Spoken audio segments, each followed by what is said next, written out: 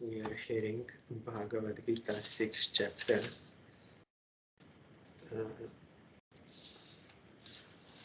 Yesterday we heard,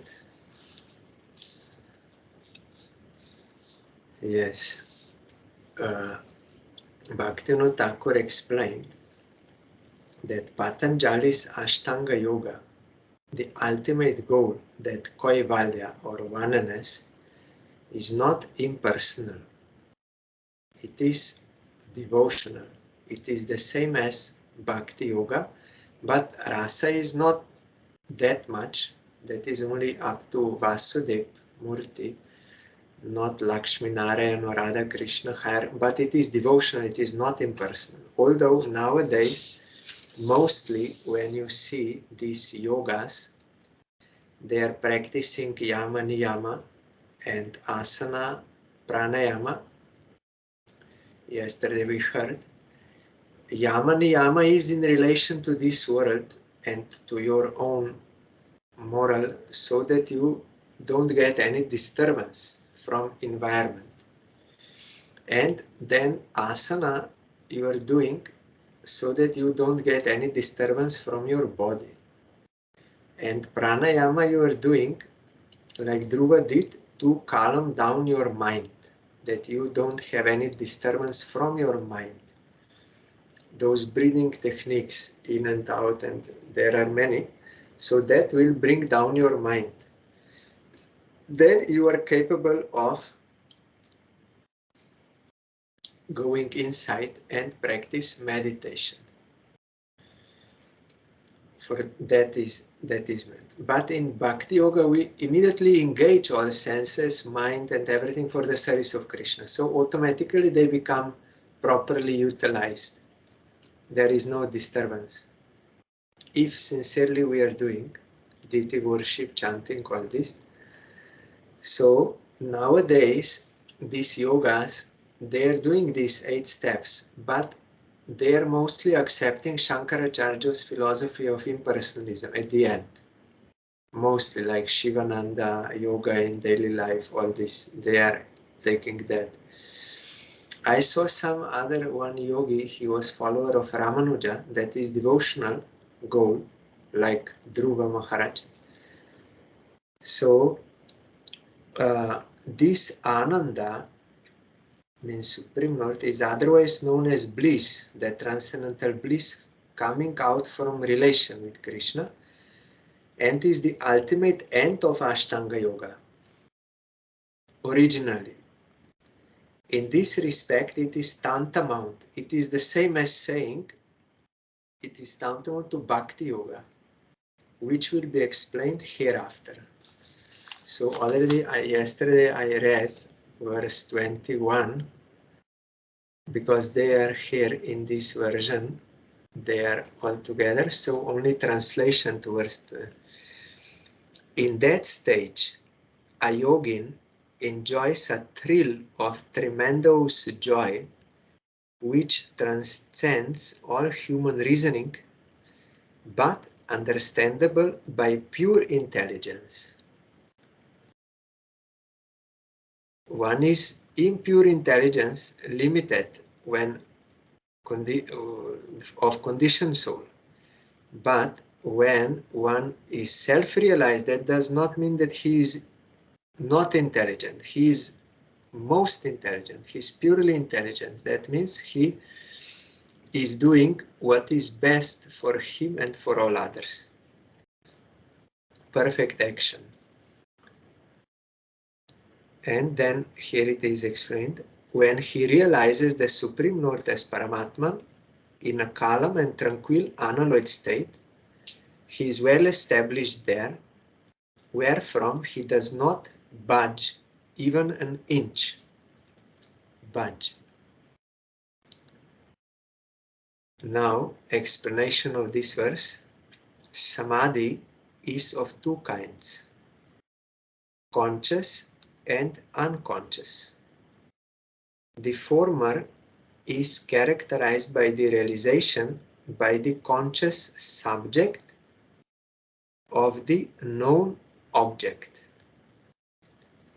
Though manifold in character, it is mainly divided into argumentative and inferential. The latter is characterized not only by its freedom from all worldly dross, but also by its intense ecstasy born of the realization of self and of Paramatman, a state of eternal bliss which the purified mind is not at all inclined to part with.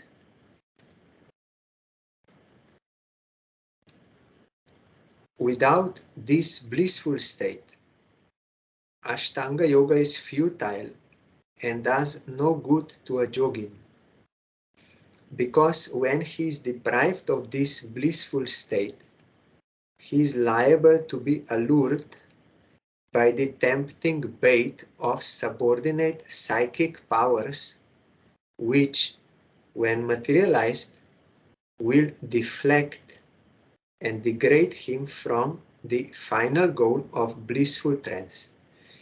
But there is no such danger in the performance of Bhakti Yoga, which will be dealt with later on. This point is in much detail explained in that Prema Pradip of Bhaktivinoda Thakur. This book is written like Jaiva Dharma in a similar way, but it is not happening in Navadip, Godrum and those places, but it is happening in Vrindavan, Govardhan and those places. But same, they are characters and they are discussing and they are going to Babaji and like this. So there is one yogi Babaji there. He was practicing Ashtanga Yoga and got that blissful state. And then there is another Prem Das Babaji, I think Prem Das. So he's more advanced and they are discussing. So he said, yes, if someone is very careful and he's undergoing that process, he can attain that. But there are many dangers. And then the comparison is given. This is also one danger. These mystical powers, they are coming as a side effect of that practice. So if one wants to enjoy them, because he will be tempted, because he did not yet attain that bliss, higher taste. That is why it is dangerous. But in devotional practice, immediately you are engaged in the service of Krishna. So up to that point, you are already getting bliss. So naturally, you can more and more renounce. In every step, you can renounce other desires. But in yoga, it is not like that. You will get only in samadhi, like Dhruva also got. In samadhi, he was so absorbed in meditating on the form of Narayan, which was given to him by Narad. Narad is directly seeing Krishna or Narayan. So when he is describing him, that description is not different from him. And when one meditates on that description given by pure devotee, he will also get direct contact. That is why Gurudev always said, because he himself was practicing this, or at least teaching us by his own example, Parangurudev said to him, don't speak out of your own mind something. No. You speak what you heard from pure devotee Guru and other pure Vaishnavas and from Shastra. That is transcendental sound.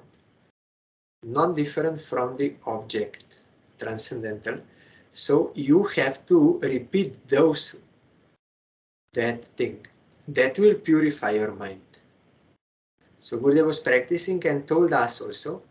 So like that, Dhruva was meditating, and that is why he got that bliss. He had no any other desire, nothing. He lost everything. Even when only meditating, after he controlled his body, senses, mind, everything he controlled, and eating also, in Bhagavatam, he controlled everything. Then he was purely, and breathing he controlled.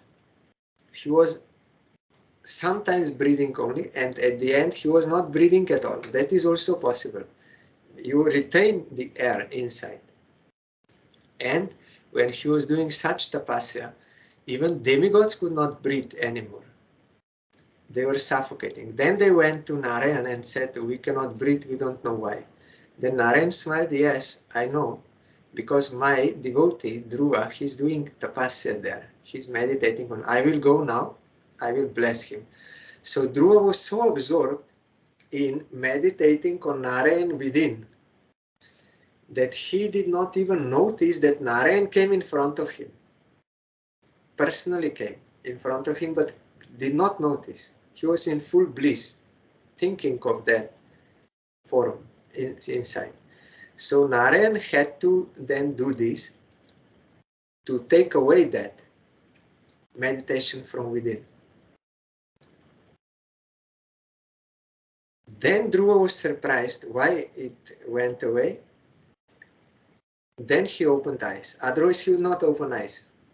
Then he saw directly Narayan in front of him. And then Narayan blessed him and said, what you want? Uddhava said, I don't want anything. Why I will want something? No, you wanted that kingdom. Yes, I wanted. I was searching for a broken piece of glass, but I found jewel, you. So I don't want that thing. I want you only, no any other desire. So quite naturally, not with any difficulty, he did not desire anything else because getting higher taste. So Dhruva did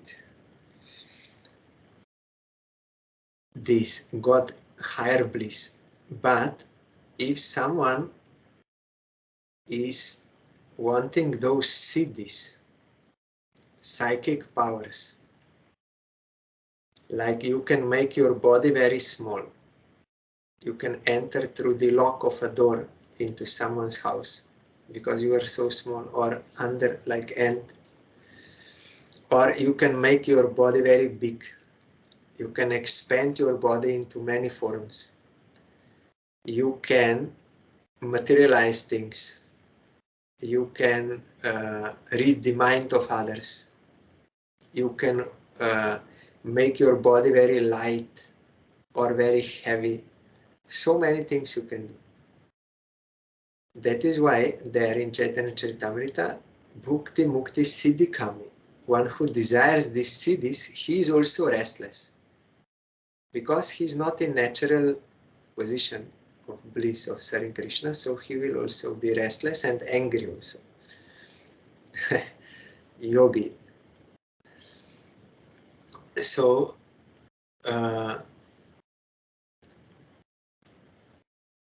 but we can see in the case of Sridhar Pandit in Navadip Dham, he was very poor. So poor that his house was full of holes. He had no money to repair the house. His iron pot for drinking was also full of holes. So poor. But he was pure devotee and he was never disturbed. He was selling bananas and all products and giving fixed price, proper price, and Mahaprabhu used to come to him and bargain every time. You are giving too much price. No, it is right price. No, too much. I will not give you that much. Or you give me for free. Because Sridhar, he was earning very little money, but half of that he gave for the worship of Ganga. Ganga is pure devotee. So daily he would offer half. And he was fully happy. And he was more happy when Mahaprabhu came and he quarreled with him. That time he did not recognize that Mahaprabhu is Krishna himself.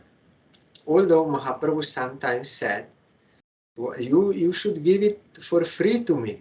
You don't know who I am. I am the father of Ganga.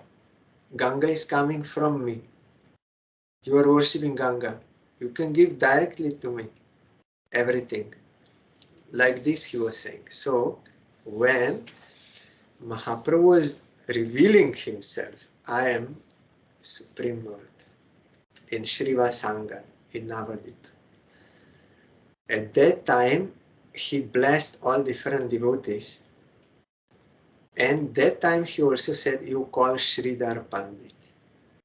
They went to him, and how they recognized, from far you could hear his loudly chanting Harinam, Hare Krishna, Hare, loudly. So they called him and said, Mahaprabhu is calling. Then he came and he saw the transcendental form of Mahaprabhu, revealing himself as he is. Then he fainted, and then by the grace of Mahaprabhu he came back to consciousness and was offering prayer. Then Mahaprabhu said, Sridhar, you are so poor, I can give you anything. What do you want? You tell, I will give you money or everything. Sridhar said, no, I don't want. No money, no this, I don't want. Sincerely speaking, without deceitfulness and without difficulty. Not that we are saying outside, no, I don't want, but inside I want. That is another thing. But he's from the heart, he's saying, no, I don't want. Then Mahaprabhu offered him, I can give you 18 mystical powers, I can give you. Sridhar said, I don't want. What I will do with that? I want your lotus feet on my head. Birth after birth. You should be my master, birth after birth, I may serve you. That I want.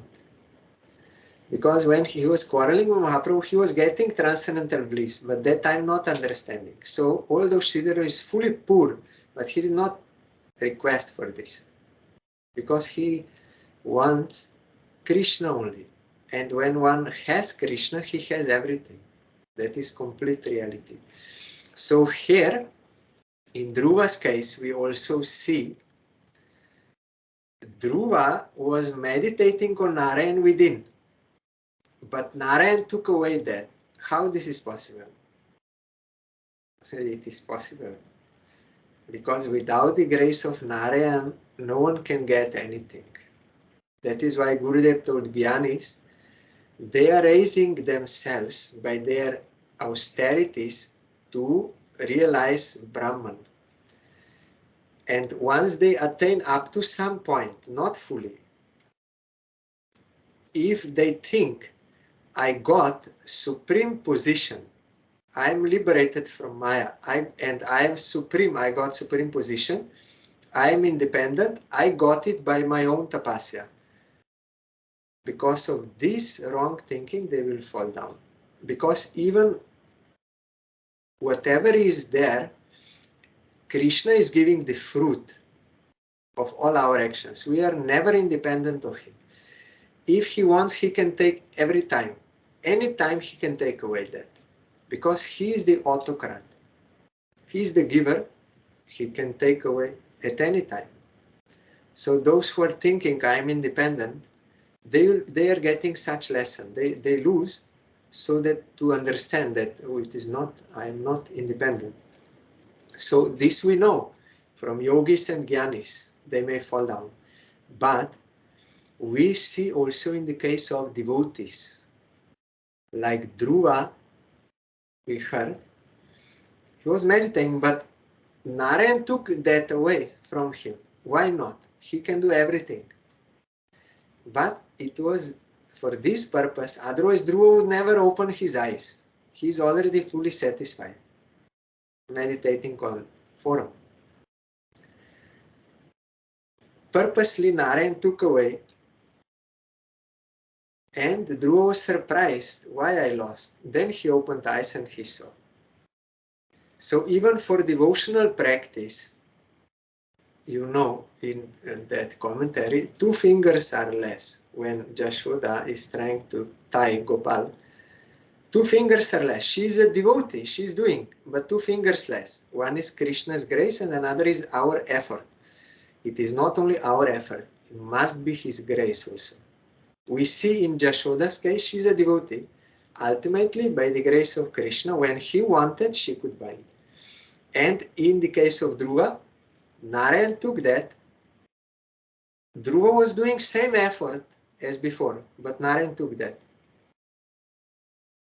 And we have another example in Shastra of Narad Goswami. Narad Goswami, when he got the grace of those sadhus, he got remnants, and they gave him some instructions for bhajan. So after his mother died by snake bite, then he left house and went to forest and did bhajan, according to instruction of those sadhus, pure devotees. Then he was so absorbed, then he got darshan of Supreme Lord. And seeing him, he was fully ecstatic, forgot everything else. Then suddenly, Krishna disappeared from his vision. Then Narad was perturbed. And he was feeling separation grief. I lost. Then he did the same. You will find in Bhagavatam, first canto. He did same sadhana, same as he did before, but did not get that result. And again he tried with more effort and with more attention, everything same as he did before, but could not get that darshan, could not get. So then he became depressed and he surrendered. Then he heard a voice from Krishna. He said, Narad, I gave you my darshan. That was my merciful grant to you, only to encourage you, to remove some of your doubts and to encourage you that you will practice. I gave you that. But you are now not yet deserving constant darshan because you are not yet fully pure. So you should go on doing bhajan, and when you will become fully pure, in this life you will not see me again. When you will do bhajan at the end of this life, then you can have constant my darshan. But now you are not yet pure. So Krishna can do from his side, he can give us some mercy, some glimpse, something to remove doubts and to give us inspiration for practice. But that is not always because we deserve it. That is merciful grant. But when we'll do bhajan and we will deserve, then Krishna will give. So even for devotional practice, we can see it is always dependent on Krishna's grace. But that does not mean that we will just lie down and everything is Krishna's grace, so I have nothing to do, I will just wait. No. By that attitude, we will never attract the grace of Krishna. Two fingers must be there. One is our sincere effort under the guidance of pure devotee, that service of Krishna, like Dhruva did. In toto, he was following what Narad said, fully. That is why he was fully blissful. But Narayan took away. And Jashoda could not tie, and Narad could not get darshan again, although it did same, totally same. So it is dependent on Krishna. But he will bless those who are sincerely doing their sadhan bhajan. He will bless.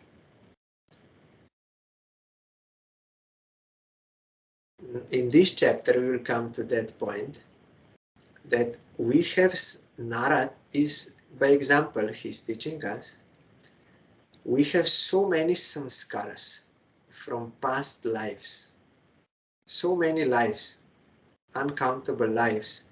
We pass through so many species and enjoying all this. So many habits and samskaras, tendencies, all this is there within us. So all of a sudden, it is not possible to become a pure devotee. all of a sudden. It needs sadhana. Sadhan bina sadhya vastu keho nahi paye. Sadhana, and if while doing sadhana we sometimes get some glimpse that we should not conclude, now I'm pure devotee. Then you will get your lesson. Krishna will give you a lesson to show you you are not yet pure devotee, although you may falsely think you are, but you are not. That is also His grace. Both is His grace. He can give some glimpse and He can show you you are not pure devotee. You should not be falsely proud. Then He will give. So many samskaras. That is why in Bhagavatam it is stated that Ambarish Maharaj, by doing sincerely sadhana, he could gradually conquer all samskaras, all desires, everything. Gradually. Here Krishna also is saying this chapter, 6th one. Gradually you can.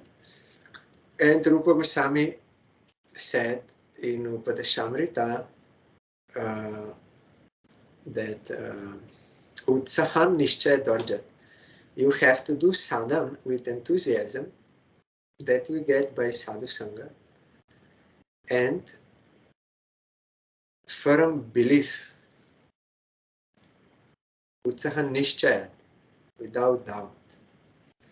And Dhorjat, with patience.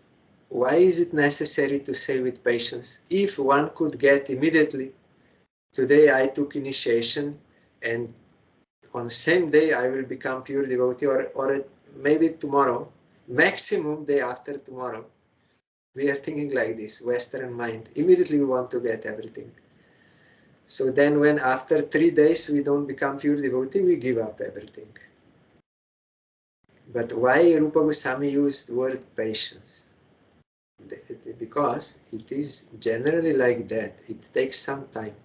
And it depends on what is our past. Maybe we did some bhajan in past or not. So it will not be the same for all. Someone took initiation now. Someone may took initiation after him. But that person will advance more fast than this one. Because that one is continuing from past life something. But I am not. So it will not be always by time, or that person is a 40 years devotee. That does not mean much, 40 years or 30 years. It depends what is one's spiritual status from past life. So from where we are, we have to do bhajan, we have to start, and we have to pass through so many stages and purifications. And Sadhu Sangha always helping us on every step to go forward. So here in Ashtanga Yoga, this danger is there, that one may be allured by tempting bait, by some other things. That is mentioned there in Prema Pradeep also. That Babaji told him, you are lucky that you could manage to cross everything, but it is not for all. But in devotion it is more easy. But again, even in devotion, one has to be sincere in doing. Otherwise, in devotion also you may have many distractions. They will give jai and they will offer something and so many things also. You have to be careful. That is also test. And next verse, I already read Sanskrit yesterday. He does not consider any other bliss superior to what he has realized in his samadhi or trance. Secured and firmly established in that bliss, he is not swayed by any of the tremors or tribulations of the world, however great. This Gurudev said, when one is established in devotion to Krishna, he is seeing everything is happening by the will of Krishna and he is all good. So, and he is protector and he is omnipotent. So why he will be disturbed by anything? Cannot be. Impossible. That is why always calm and serene. When I first met Gurudev, I was a bit disturbed because travel was some complications were there and I was very tired and all these things. So Gurudev first asked me, how was your travel? Reading my mind. It is not that only yogis can read. Gurudev sees everything, your mind, heart, everything he sees. So he asked, how was your travel? I said, this is complicated. Then Gurudev said, everything happens by the will of Krishna, Supreme Lord Shri Krishna. When I heard from him, then I got peace. Because Gurudev is established in that realization that nothing can happen without the will of Krishna and he's all good. And you are accepting, you are surrendered to his will. By seeing it is grace, then immediately I became peaceful by Gurudev's grace. So they are peaceful and they can give peace to other souls, those who are realized souls. So they are not swayed by any of the tremors or tribulations of the world. However great, like Prahlad Maharaj, you can see. And next, explanation to this verse. No bliss is considered superior by a yogin to the one arising from samadhi. For keeping, we see Sridhar did not want anything. Dhruva did not want anything. And Bali Maharaj, you heard, Vamandev, he took away 3 worlds from him. Everything, all property, everything. Then he said, you did not give me 3rd step. Then he was depressed, Bali, but wife is a devotee. If wife is a devotee, that is a blessing for husband. And husband, devotee husband is a blessing for wife. The more they are pure, better, if pure devotee. But if not, then those anarthas will also make quarrel. But gradually they can overcome by devotional practice. At least they are on the way to remove everything by proper practice. So wife told him, you gave everything what was yours, but you did not give yourself to Bhagavan. You have to give yourself to Bhagavan. Then husband was very happy. Yes, you are right. He did not with false ego. Why you are teaching me, your wife, you are low, you are this. No, because they are devotees. So he was very happy. Yes, very good. I should do this. Then he offered himself to Bhagavan, and Bhagavan gave 3rd step on his head. Then Bhagavan was happy, Vaman, and he said, I'm very happy. You ask anything from me, whatever you want, I can give you. And Gurudev said, conditioned souls, when we lose something, when someone say, I can give you, then we will say, what I lost, you give me that. That we will say. Because we are in misconception of self and false desires of this. But he was not. He did not ask, you give me 3 worlds back, you took away from me. He said, no, I don't want anything. I want your lotus feet should remain on my head always.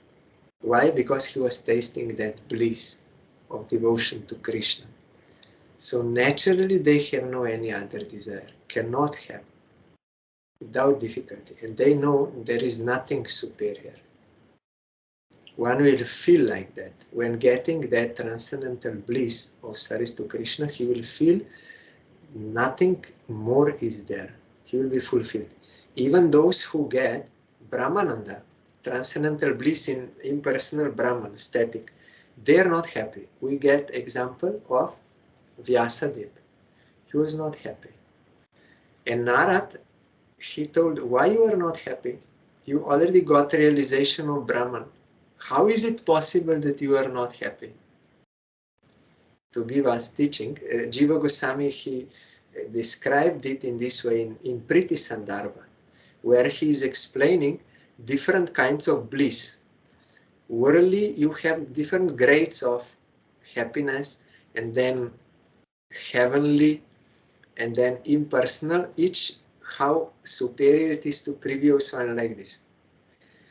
But then he gives example that Narad asking why, how is it possible that you got Brahmananda, that is transcendental bliss, not Mayik, and you are still unhappy? How this is possible? Yes, it is possible because Jiva is eternal servant of Krishna. That potential is there of service. So unless she is engaged in the service and getting that dynamic transcendental bliss of Lila, loving relation with Krishna, cannot be satisfied with anything, fulfilled.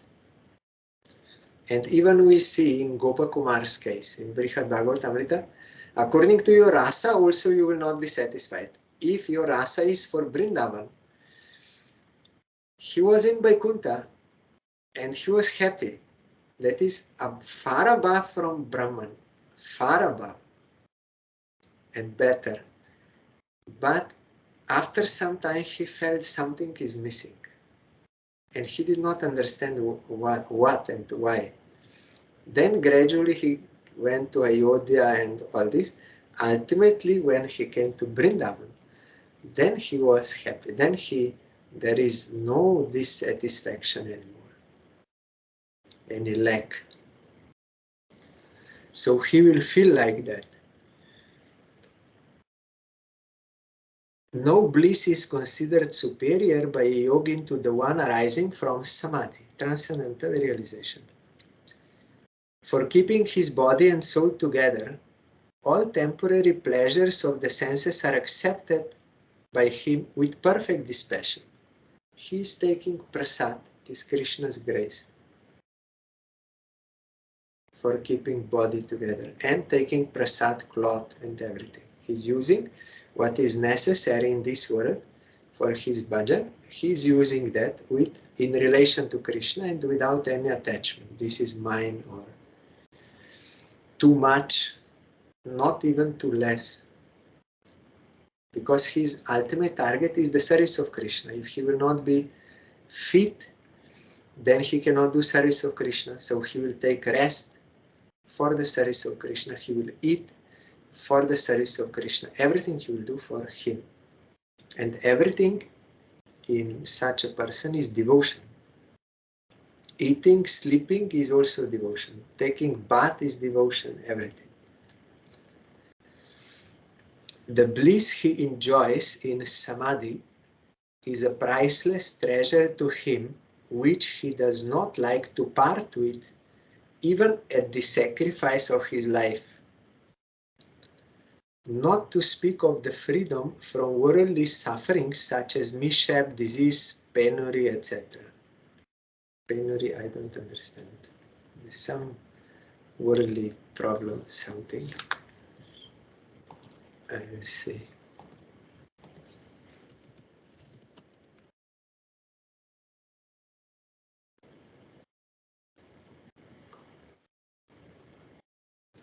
So even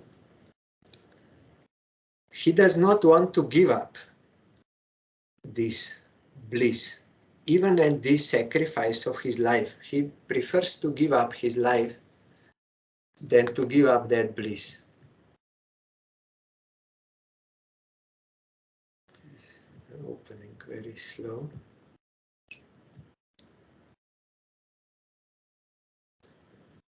So we have example of this. My video is going very slow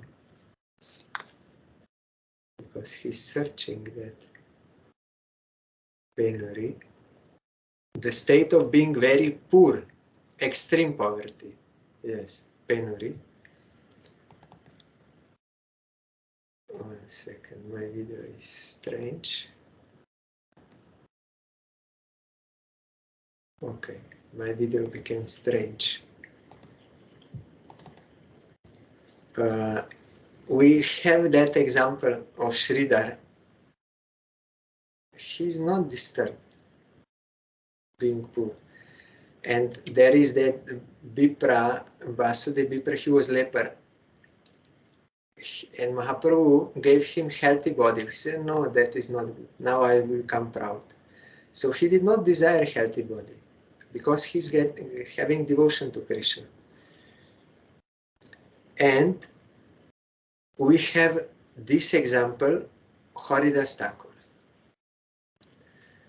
Muslims, they told him, you are Muslim. That Qazi told him, you are Muslim.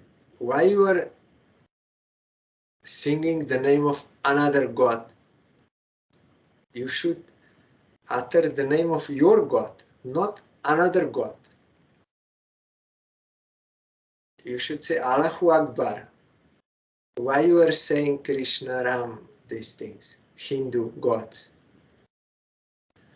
Then Haridas Thakur said, there is only one God.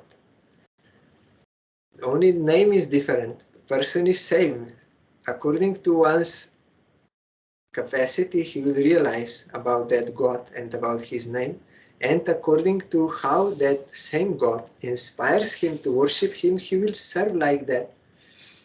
So,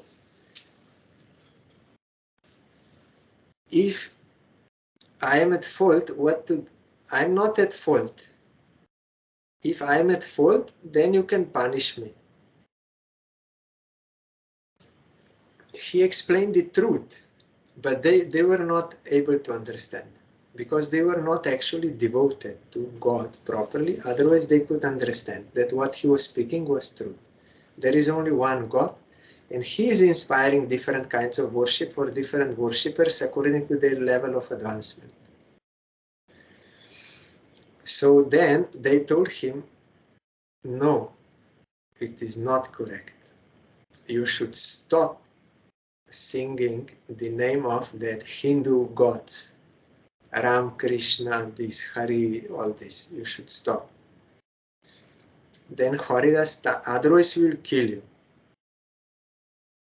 Then Haridas Thakur said, if you cut my body to pieces and my life goes out, still I will not stop chanting Harinam. And he sincerely meant it. Because he's a realized soul. He knows no one actually can kill me, can kill my body. But I'm not the body, I'm not the mind, I'm the soul. No one can touch the soul, no one can kill the soul. And I am soul, I am serving Krishna by chanting, and I'm getting that transcendental bliss. So why I will give up this for your worldly something there? Even if you kill me, I will not stop, because I am Atma, you cannot kill Atma. And devotion is coming from Atma. From soul comes devotion to Paramatma, to Krishna. So even if you kill the body, that soul is not killed, and that soul will continue doing bhajan eternally. So here it is that they are not ready to give up that priceless treasure to him, which he does not like to part with, even at the sacrifice of his life. We have example Haridas Thakur. Not to speak of the freedom from worldly sufferings, some disease goes away, or mishap and poverty. You are poor, then you will get money. They are never sacrificing these things for it. They don't want to change their bliss for these such benefits. They're having much superior. So here we directly saw, they told him, you either give up chanting Harinam or we will kill you. He said, you can kill me, but I will never give up Harinam. That is fact. those who realized so, they are really speaking, and they could not kill him. Physically, it was impossible that he could survive by all natural laws, but he was not under natural laws. He was in the embrace of Supreme Lord, so he did not feel any pain, nothing. Ultimately, they realized they are not unable to kill him. Then they could understand what he was speaking was truth. Sometimes in the life of great devotees, they have to undergo certain troubles. They are not feeling pain, but it is meant for giving teaching to others, that others can understand. They did not believe. But after getting that experience, then they could realize. Sometimes they have to see some miracle to believe.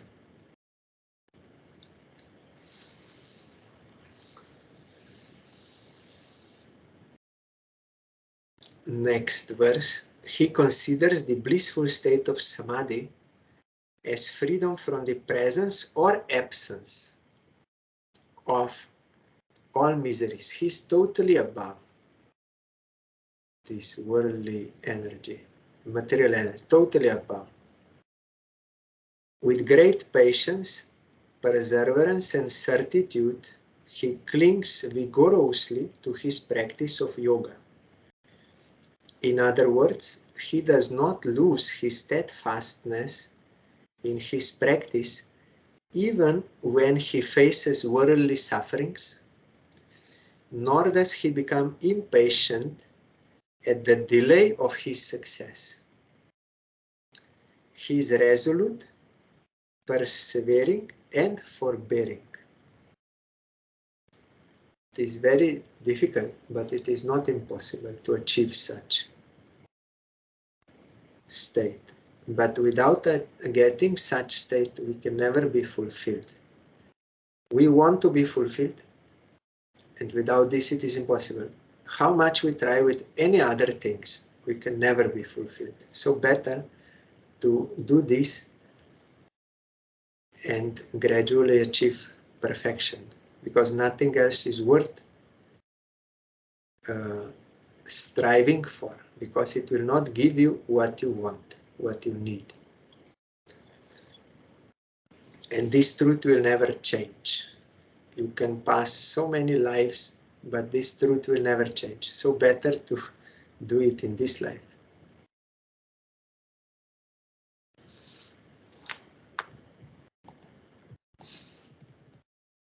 Then, Sanishchayena yoktavyo yogo nirvina chetasa sankalpa prabhavan kamams tyakta sarvan asheshataha manasevendriya gramam viniyamya samantataha shanairupaaramet buddhyadriti gritaya atmasangsta manah kritva na kinchit api chintayet.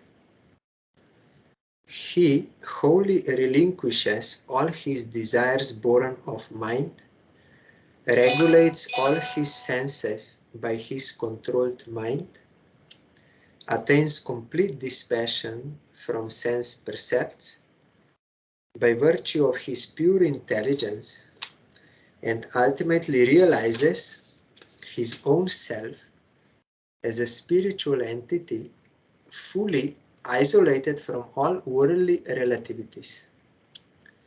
This realization of self is possible only by regulating the mind with meditation, steady abstraction, and retraction. Explanation. The first thing in the presence of yoga is to abandon all desires by the practice of yama, that is abstinence, and there are of 5 kinds, I think, or 4 kinds. Here they are not all mentioned. Then niyama, austerities, it is also of many kinds.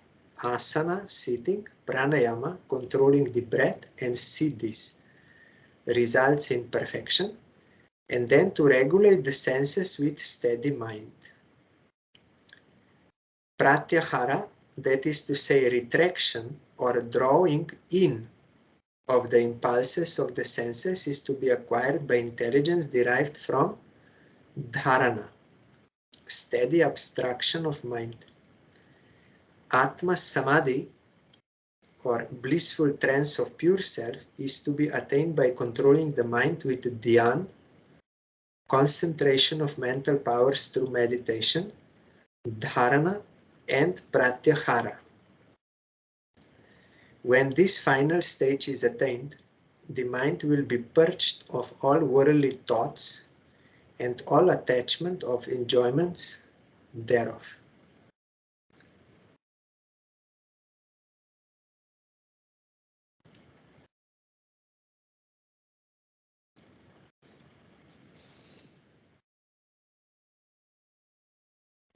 So these are the different stages of Ashtanga Yoga, but with devotion, the practice is direct. From beginning, you are to engage your senses and your mind in the service of Krishna under the guidance of pure devotees. That is Kriti Sadhya Bhavit Sadhya Sadhana Vidanita Siddhasa Vasa Prakatam Hridi Sadhyata. By engaging your senses gross and subtle under the guidance of Guru with the aim to attain Bhava Bhakti, that is called Sadhana Bhakti. And this Sadhana Bhakti will awaken devotion in your purified heart. And you are getting that result already immediately according to your level of advancement. Higher taste. This verse, Yato yato nischalati manaschanchalam astiram tatastato niyam yaitat atmanyeva vashamnayet. Mind is naturally unsteady and wavering. As often it is inclined, like a horse, to roam unrestrained over the pasture lands of sense objects, so often be careful to bridle it down and bring it under the control of your real self. Tomorrow we will hear further about this point. We should not be the slave of our mind. Then we will be ruined. But by practicing devotion to Krishna under the guidance of spiritual guide who is in spiritual consciousness, practicing that, by the grace of Krishna, we will be able to control our mind, to subdue our mind, and we will see above mind pure reality, not filtered by the mind, but pure reality as it is. And the mind, now under your control, by the grace of Krishna, he will become your friend by assisting you in the service of Krishna.